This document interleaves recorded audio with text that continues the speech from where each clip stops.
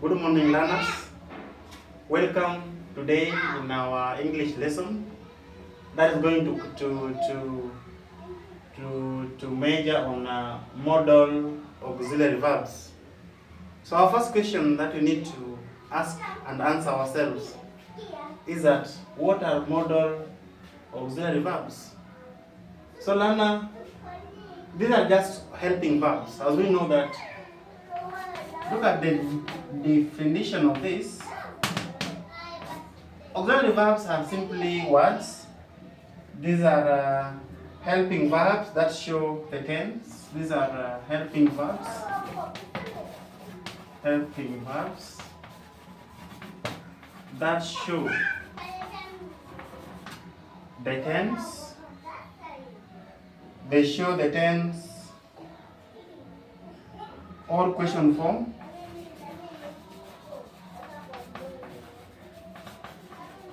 Question forms, or at times they also show negative. They also show negative.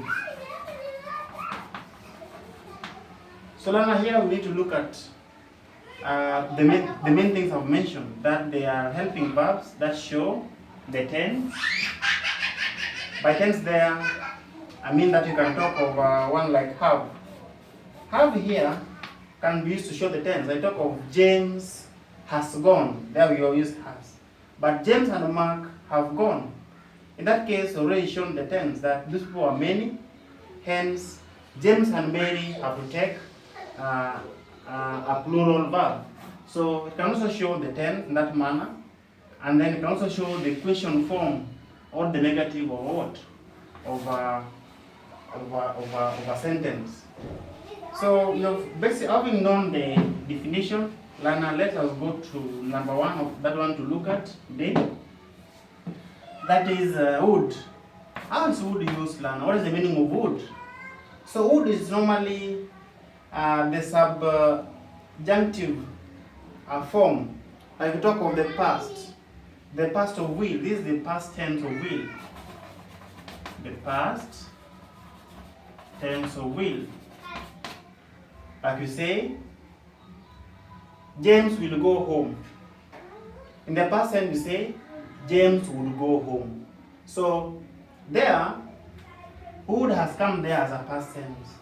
And again, would generally is used to show, okay, I've mentioned of the past tense of will, to show possibility.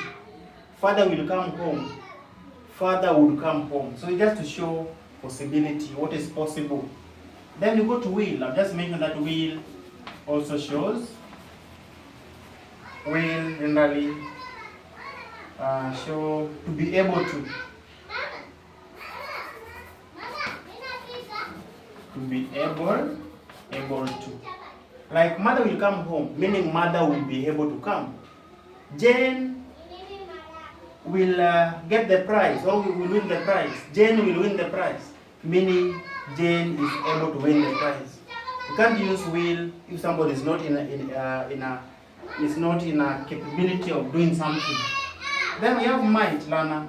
Might is normally the politest request. Like somebody can say, someone can say that, might I get a cup of water? It sounds wrong in the mouth, but it is right. Might is the politest request, just like somebody can use may. So this one is just like may. It is used when somebody is talking about, is not very sure. I might go home. Father might reach home late. So it shows that somebody is not sure. Is not sure of the repercussion of what may happen next. I might come, meaning I may or I may not come. Then talk of be, learner. You know the verb to be. The verb to be take does in present simple. It takes doesn't in the negative part. It takes did and didn't in the negative, and then and etc. So we know it very well. And be in this form, be is just used directly the way You know how to use it, and where I've just mentioned be in that form. Then shall. Shall is normally used with the first person and second person. First and second person. Like talk of he, you can't say talk of he shall come because he, she, it are all in the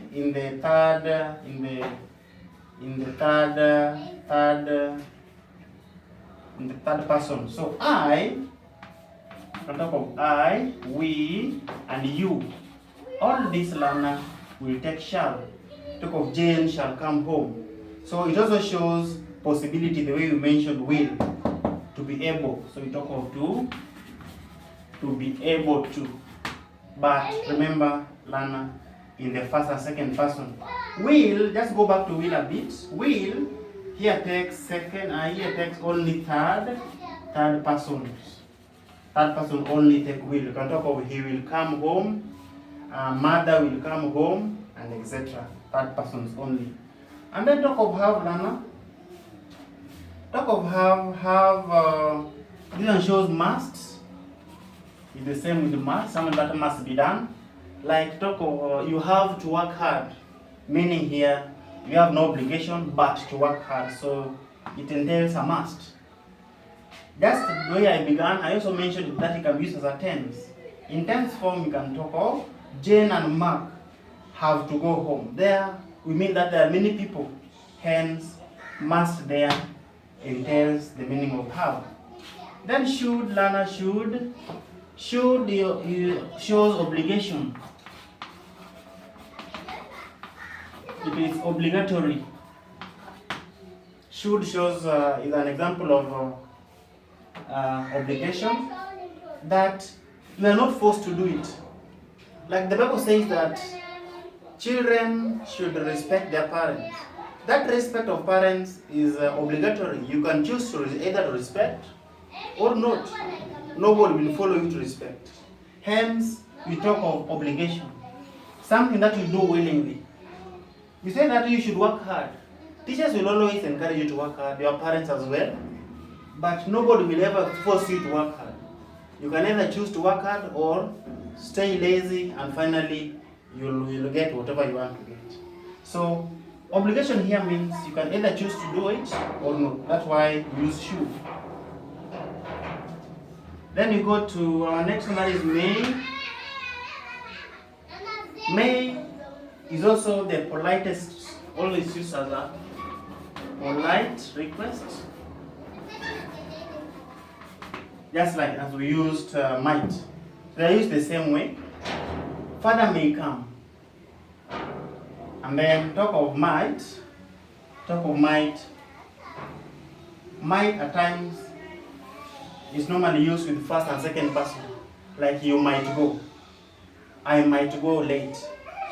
But talk of may is normally used with the third person. Like he may be late. But they are used in the same way to show that something may or may not happen. So much for might. So much for might. Then you go to could.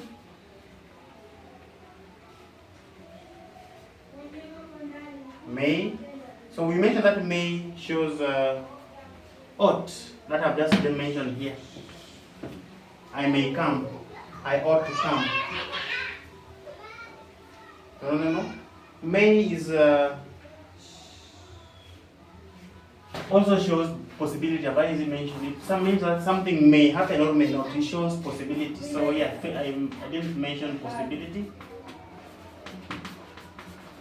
There's possibility that it may rain. So people say that it may rain. It may rain today. There it shows possibility. Or it can also be used in the second form to show polite request, as mentioned. That may I go out? Somebody asked. May I go to the toilet? Please teacher, may I go to the toilet?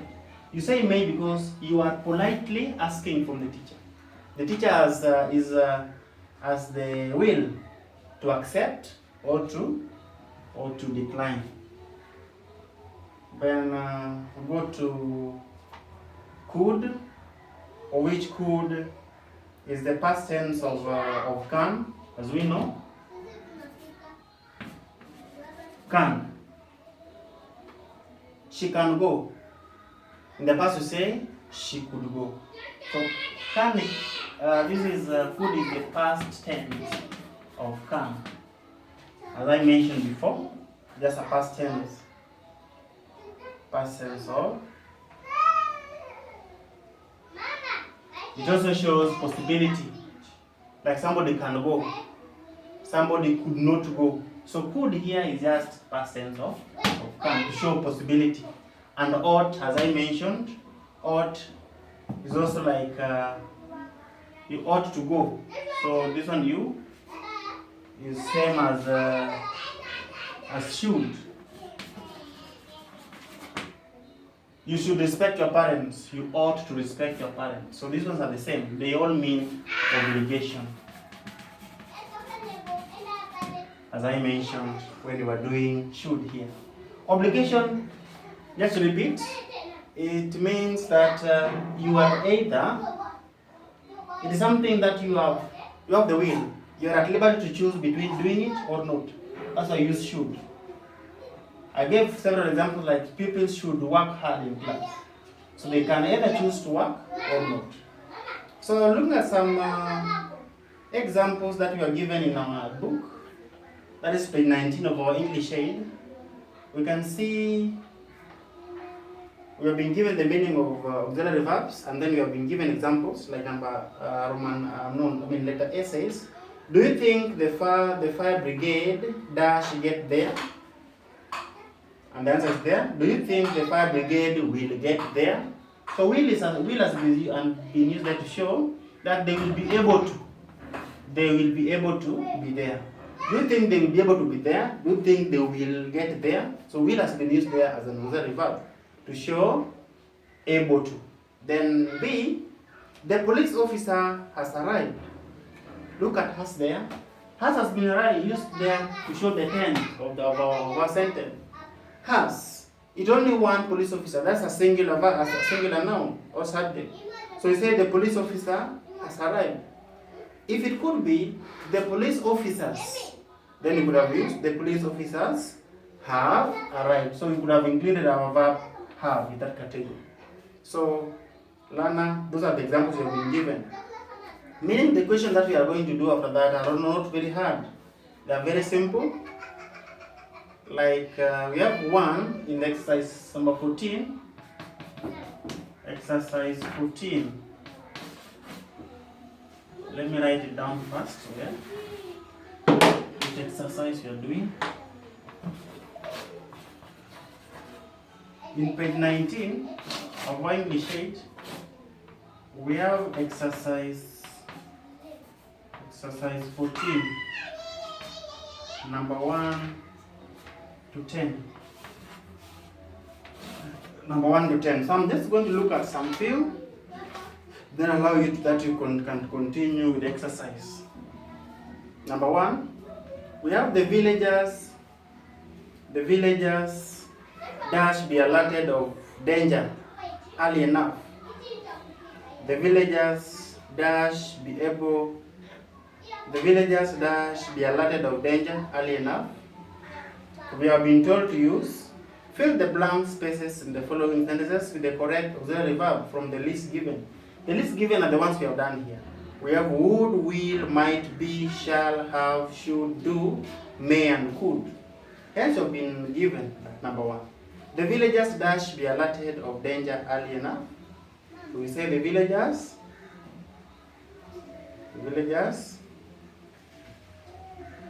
should be alerted. This is obligatory. So they should be alerted of danger early enough. And then we have number 2. The policeman dash arrested the arsonists. So the policeman, the policeman, we have many policemen there. So the policemen have arrested. We use the word have to show that there were many. So the policemen have arrested the arsonists. Then John dash know the cause of the fire. John, because John is third person, so say John may know. Don't talk of might. If it is I or we talk of might. I might know. But talk of John may know the cause of the fire. That one may or may not. It's something that is not. It is we may use the word possibility. So the possibility of him knowing is the probability is 1. We are not sure if John knows or if John doesn't know. Then number 4, that is the last one I'm doing. The farmer dash have avoided the accident. The farmer should. So if the farmer should have. If it is in present tense, say the farmer can avoid the accident. But because in the past, the farmer should have. No, we talk of could, the past of can. That is the farmer could have avoided the accident. Could have avoided the accident. I think that is the best. Of which number 4, the farmer could have avoided the accident. Number 3, we have talked of John. John may know the cause of the accident, and John, the policemen have arrested the arsonist. And number 1, we say the villagers should be alerted of danger early enough. So we are remaining with only a few questions, number 5 to 10. 5 to 10, we have been given you dash be escorted by the watchman. You dash be escorted. So learn to try that number 5 to 10. By the end of the day, after you doing that, I'll send you the answers so that you can mark by your own to see if you are able to capture the modal auxiliary verbs. So we are not only going to do these questions, but also remember to look at some past papers that you have there, the ones that are in your phones and the ones you have in hard copy. Look at questions that have been brought in the examination of modal auxiliary verbs. They're normally very many. Why the examiner wants you to fix could, might, and all this. So look at them and try as many questions as you can. So those hard questions that are giving you trouble, learner, post them so that you may be helped early enough, so that you no longer have problems as far as modal auxiliary verbs is concerned. So until next time, you have a blessed day full of hard work. Thank you.